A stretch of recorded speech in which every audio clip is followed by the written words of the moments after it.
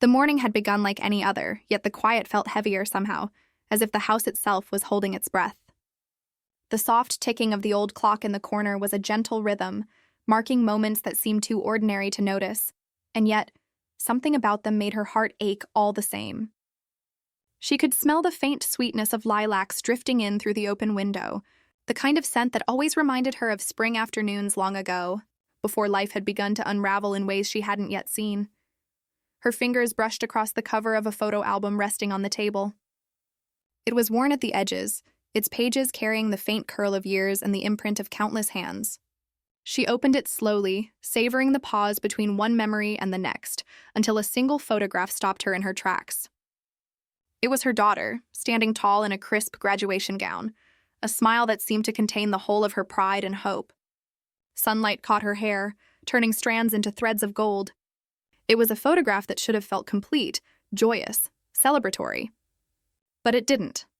Her eyes drifted past her daughter's exuberant face and landed on the space beside her. Her husband's hand was there, but not quite touching hers. A sliver of separation, small and quiet, yet somehow it carried weight she had not noticed at the time. In the hush of that morning, in the stillness of that photograph, she realized there had always been an absence, a subtle shifting, a distance that had begun before she had even found the words for it. It wasn't anger or betrayal. It wasn't a shouting match or a slam of doors. It was the soft, quiet kind of leaving that doesn't announce itself. It waits, patient, almost invisible, until one day you notice it and wonder how you ever missed it. And in that pause, as the lilacs scented the air and the clock ticked without urgency, she began to remember. The way mornings used to feel like home. The way laughter used to fill the corners of this very room. The small rituals of ordinary life that had once seemed eternal, now only flickered in her mind like fragile candlelight. Memories, vivid and bittersweet, began to surface, each one carrying the scent, the sound, the warmth she thought she would never forget. And in those flickers she felt it clearly for the first time, a truth she had known but never named. The day she realized her husband had begun to drift away, long before that photograph froze it all, was etched into her heart, tender and unspoken. It was a morning that felt like any other, and yet it held everything she had never admitted, everything she had carried quietly for years. And in that quiet, she let herself feel it, the weight of love shifting, the weight of loss arriving not with a bang, but a hush. Maybe some truths don't need to be spoken. Sometimes they only need to be noticed. Before the quiet had taken root, before the pauses grew long and heavy, the house had been alive in a way that seemed endless. Morning smelled of coffee brewing, the dark aroma curling upward and mingling with the faint warmth of toast. Sunlight spilled across the kitchen tiles, catching the dust motes like tiny stars suspended in the air. Her husband hummed softly while tinkering with the old radio in the corner, adjusting dials, coaxing music from a machine that seemed as old as their own years together. And in the background, their daughter's laughter, high, bright, unrestrained, wove itself into every sound, every movement, until it felt like the house itself was breathing with joy. She could remember how those ordinary mornings felt sacred. The way he would pour her coffee just the way she liked it, too strong, with a touch of cream, and place it beside her plate without a word, a small act that said more than sentences ever could. The radio would play softly in the background, the static and crackle a comforting counterpoint to life's unpredictability. Their daughter would draw hearts in the condensation on the windows, her tiny fingers tracing loops and circles with a careless innocence, leaving faint smudges that the sun would eventually catch, glimmering as though sprinkled with sugar. The days were stitched together with small acts of kindness, a shared smile over breakfast, the soft press of a hand on a shoulder, the quiet ritual of folding laundry while music hummed between them. Life seemed anchored in the steady rhythm of these little things. There was a feeling of forever then, not loud or demanding, but quiet and sure, like the foundation beneath the floorboards that no one notices until it creaks. Love in those years had been patient and gentle. It had been reliable, a warmth she carried inside her like a hidden flame that never went out. And yet, even in the midst of that warmth, the first whispers of distance had begun to drift in unnoticed, like the softest chill in an open window. He started coming home later, excuses trailing behind him like shadows. Conversations once full of laughter and shared plans shrank to practicalities, bills to pay, forms to fill, groceries to pick up. Her questions were met with brief nods or distracted hums. She told herself it was nothing, just the busy rhythm of life, she thought. He was tired. She was tired. The house was just full of noise, not absence. She remembers the nights she stayed up after the kitchen lights were off, ironing dresses or folding laundry, pretending the empty chair across from her didn't ache like a missing heartbeat. Sometimes she would pause, hands on the iron, and listen to the faint sounds of the street outside, wondering if she was imagining the distance she felt growing in the spaces between them. The house still sang, yes, but it was different now, quieter, gentler, carrying a subtle note of longing she couldn't yet name. And yet, amid the slow shift, life carried on. Their daughter's excitement for graduation seemed to radiate through the walls, lighting corners of the house that had begun to dim. "We'll all be together," she remembered thinking, imagining the day where family would gather, laughter spilling freely again, everything perfect and whole. But even in that hope, the faintest shadow lingered, an invisible note that perhaps the harmony they had known was already beginning to unravel. She can still feel it now. The scent of coffee, the warmth of the sun on the kitchen floor, the music spilling softly from that old radio. The memories are vivid, tinged with a sweetness that aches because it is no longer possible to live them again in the same way. It was a time when love was steady, reliable, unspoken, yet entirely understood. A time before the quiet began to creep in, before the house learned to hold its breath between words, between touches, between the small gestures that once made life feel so alive. Even now, when she thinks back, she can hear the echoes of laughter, see the light catching the dust motes, feel the gentle weight of a hand on her shoulder, and remember what it was like when the house still sang with life, before absence made its presence known. It began with little things, so subtle she almost didn't notice them at first. A pause that lasted a beat too long before he answered her question. A smile that didn't quite reach his eyes. A hand that hovered over hers but never quite touched. At first, she told herself it didn't matter. Life had its rhythms, and sometimes people were tired, distracted, preoccupied. She convinced herself that love didn't have to shout to exist. But the pauses grew. They stretched, folded into themselves, and filled the spaces between them. Conversations that once flowed easily became lists of errands, reminders, appointments. She asked about his day, and the answers came clipped, perfunctory, almost rehearsed. Smiles felt like polite gestures. Gestures felt like routine, and routine began to feel like distance. She tried to meet his eyes and found them elsewhere, gazing at the ceiling, the television, the garden beyond the window. The man she had loved, the hands she had held so many nights, seemed quietly gone, slipping through the cracks of ordinary moments. It was a slow, subtle unraveling. Not dramatic or angry, but gentle in its cruelty. He didn't leave with a storm or a shout.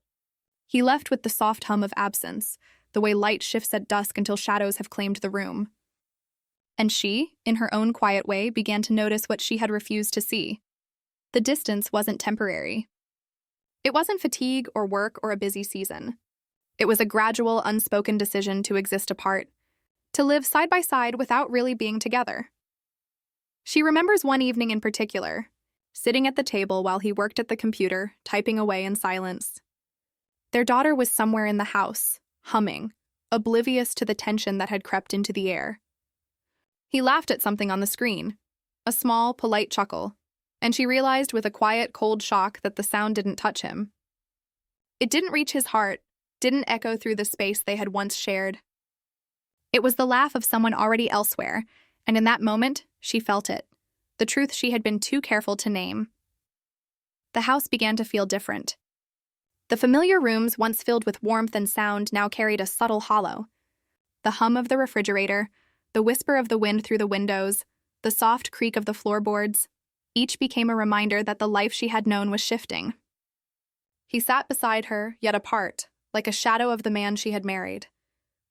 She could feel the space between them growing, invisible yet insistent, pressing against her chest in quiet, persistent waves. And still she tried to believe in normalcy. She poured the coffee each morning, folded the laundry, tucked notes into her daughter's lunch bag, and smiled when her family laughed.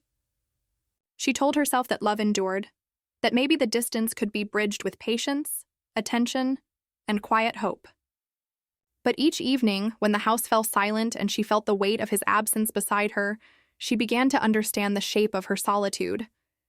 It was not empty exactly, but occupied by something she couldn't name, a quiet grief, a gentle resignation, a longing for the closeness that had quietly slipped away. It wasn't sudden, this separation. It had been there all along, hiding in pauses and polite smiles, in gestures that no longer reached each other's hearts. And she learned slowly that sometimes love doesn't disappear in a moment. Sometimes it fades like sunlight behind clouds, gradual, inevitable, silent. And she waited, and waited, until waiting became her way of noticing that he had already begun to leave, even when he was still beside her. The days passed in this quiet tension, each one stretching the spaces between them just a little more. She could feel it in the hush of dinner, in the tilt of his shoulders, in the way he no longer reached for her hand. She could hear it in the stillness, smell it in the faint scent of cologne that lingered without warmth. And in that wait, in the small silences that spoke louder than words ever could, she realized that love sometimes moves quietly out of reach, not in anger, not in rage, but in the gentle absence that fills the spaces between hearts. The day was meant to shimmer with pride, a celebration of a milestone she had waited for with a mixture of excitement and quiet apprehension. The air was crisp and sweet with spring, carrying the scent of freshly cut grass that seemed to stretch endlessly across the campus lawn. Sunlight fell in warm, golden patches, spilling across the crowd of parents and students alike. There was laughter, the murmur of congratulations, the occasional snap of a camera, all the sounds that should have been comforting, grounding, a part of life's ordinary joy. She remembers the way he stood beside her, the familiar curve of his shoulder brushing hers, but something was off. His smile was polite, yes, but it didn't reach his eyes. He clapped when the ceremony ended, but it was the sound of obligation, not pride. She watched as their daughter waved from the stage, scanning the crowd for the two of them, her face bright with hope and recognition. She waved back, full of love and encouragement, while her husband's hands remained still, his eyes elsewhere. He was present, yes, but not really there. Then came the photograph. The click of the camera shutter froze a moment that had been otherwise fleeting. And when she looked at the image later, she saw it all. The subtle distance in his posture, the slight tilt of his body away from her, the way their hands didn't quite meet. It was a small, silent revelation, but it carried the weight of years in that single frame. That photo became a quiet witness to the truth she had not wanted to name. The realization that he had already begun to leave her, even while their daughter's world was still full of celebration. After the ceremony, small details kept reinforcing the unease that had been growing for months. He lingered a step behind in the family photo, forgetting the way he used to adjust her shawl or smooth her hair back from her face. He avoided her eyes when she murmured, almost casually, "Can you believe she's grown?" The words hung in the air, heavy with meaning, but he did not respond as he once would have. It was the absence of response that pierced the deepest, the quiet acknowledgement that life had shifted while she had still been holding on to what once was. The drive home was a study in quiet tension. Their daughter, flushed with excitement from the day's triumph, slept in the back seat, clutching her cap and gown as if the fragile folds contained her own achievements. Her husband stared out the window, the sunlight catching on the curve of his cheek, illuminating the distance she could feel but could not touch. The hum of the tires on the road and the faint whisper of the wind became the soundtrack of a realization she couldn't speak aloud. The silence stretched between them like mist, filling every corner of the car, settling in her chest. It was not anger that struck her. It was understanding. Not sorrow in its loud form, but sorrow folded quietly into the day's ordinary rhythms. She realized in that moment that love can drift without warning, without violence, without a declaration. It can slip away slowly, gently, leaving only traces in gestures once taken for granted. The applause, the sunlight, the laughter of strangers, none of it could mask the hollow space beside her that had grown over time. She glanced at him, as if searching for a clue, a sign that perhaps she had misunderstood, but there was none. The hands that once reached for hers in quiet comfort now belonged elsewhere, though she could not yet name where. She did not speak. There were no words that could bridge the chasm that had widened over months, maybe years.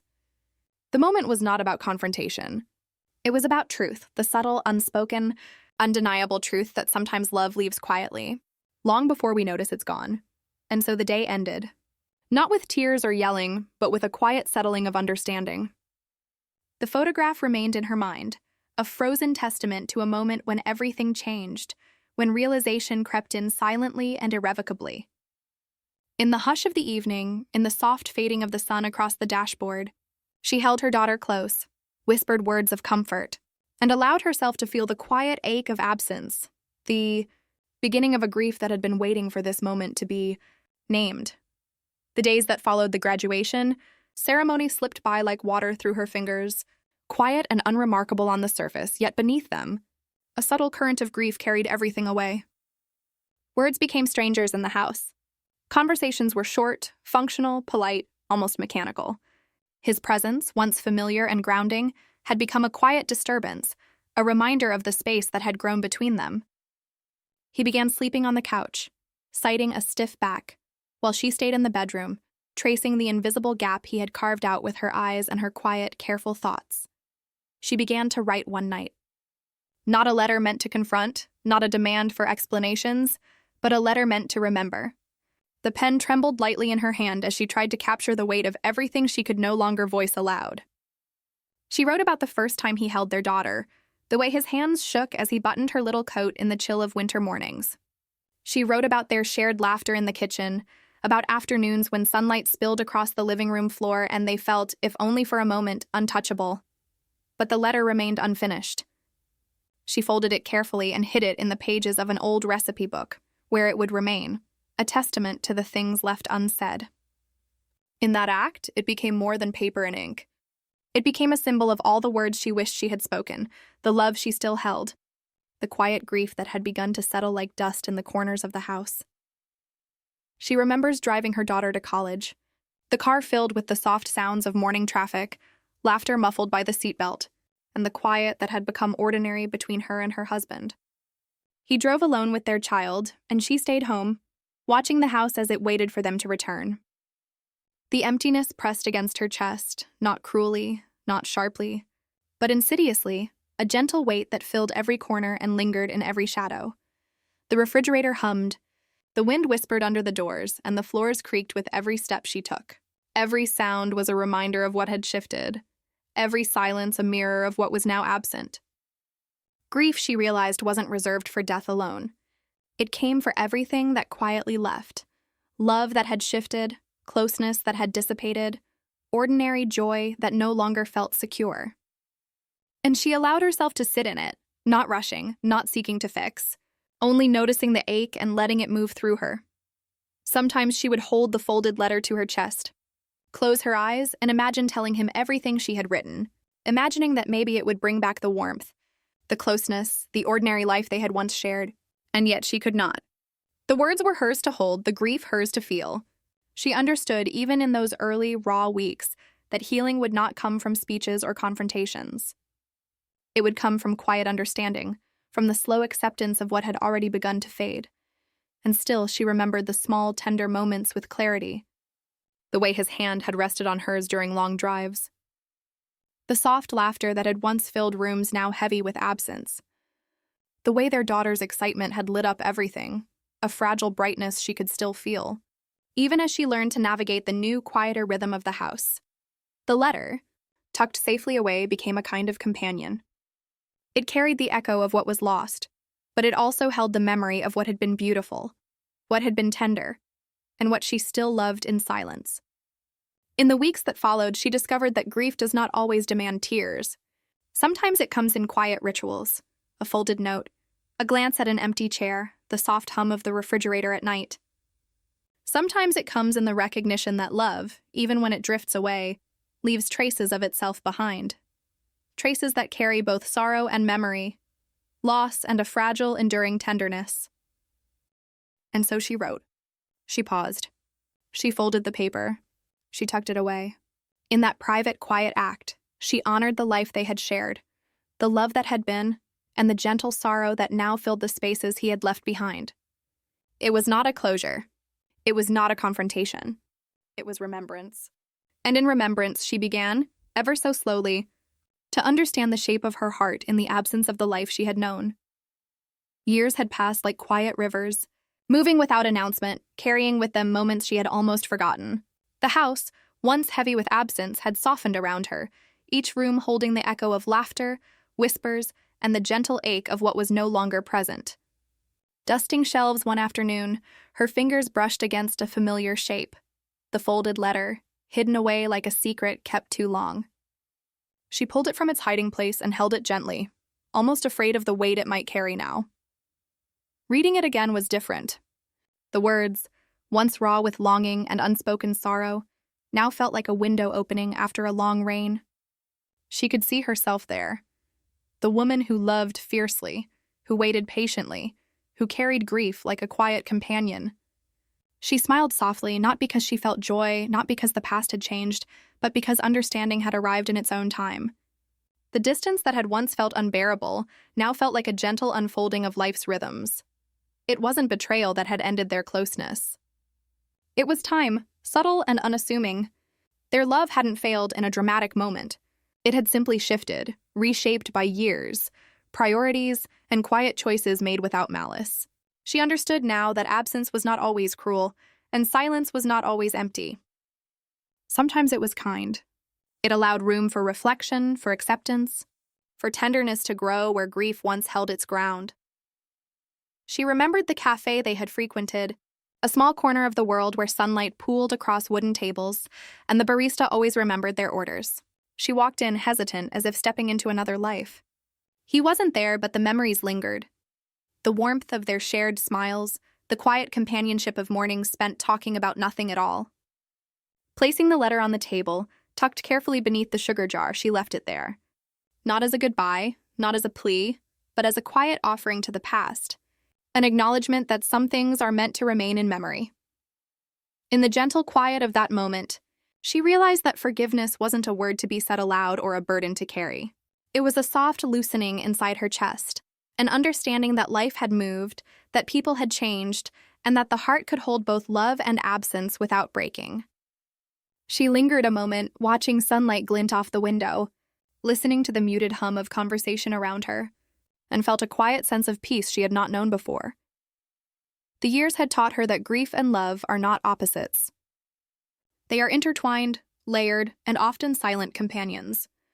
The ache of loss had softened into something almost tender, a reminder of what had been and what had shaped her along the way.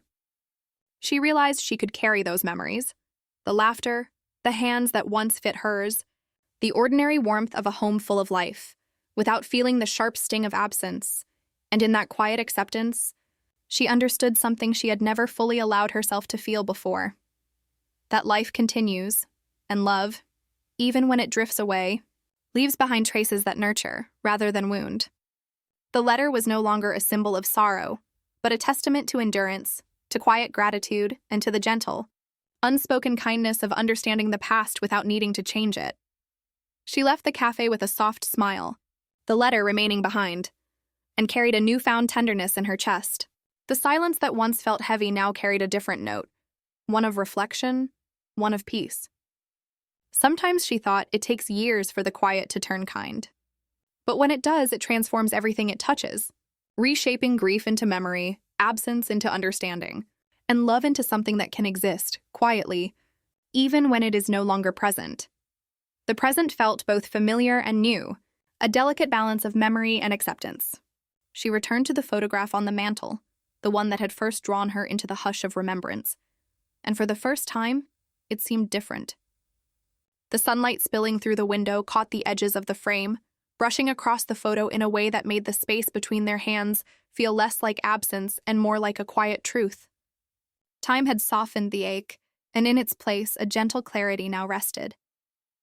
She traced the faint outline of his hand in the photograph, noticing the subtle distance that once had pierced her chest. It no longer hurt. It simply was. The hands hadn't changed, but she had. She saw now that love does not always remain beside you.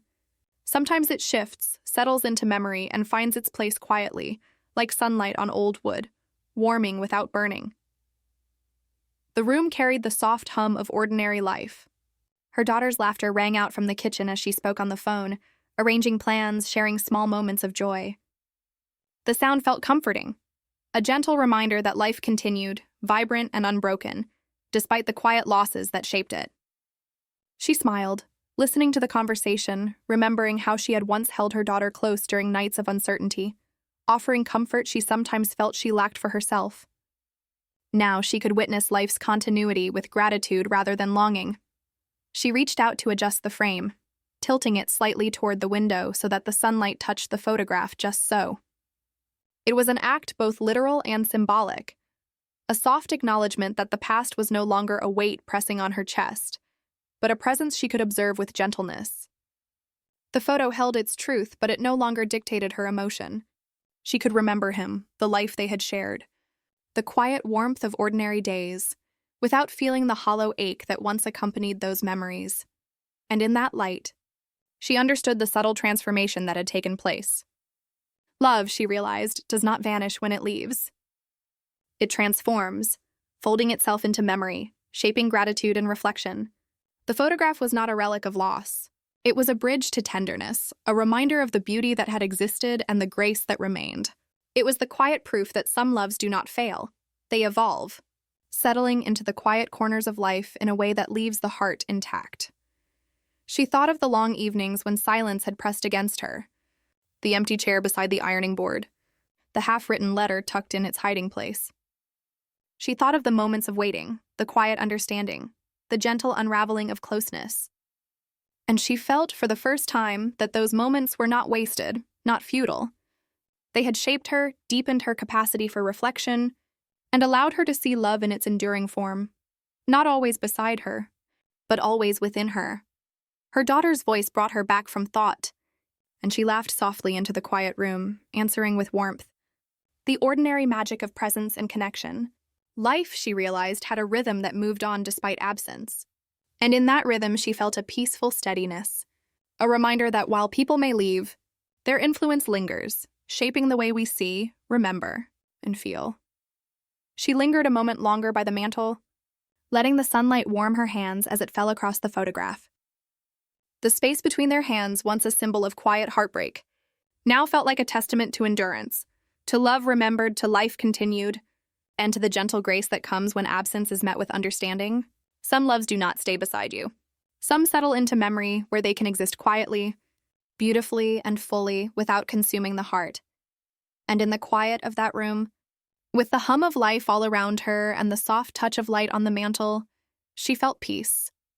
A calm, lasting sense that the past had its place, and she had hers. She could remember. She could feel.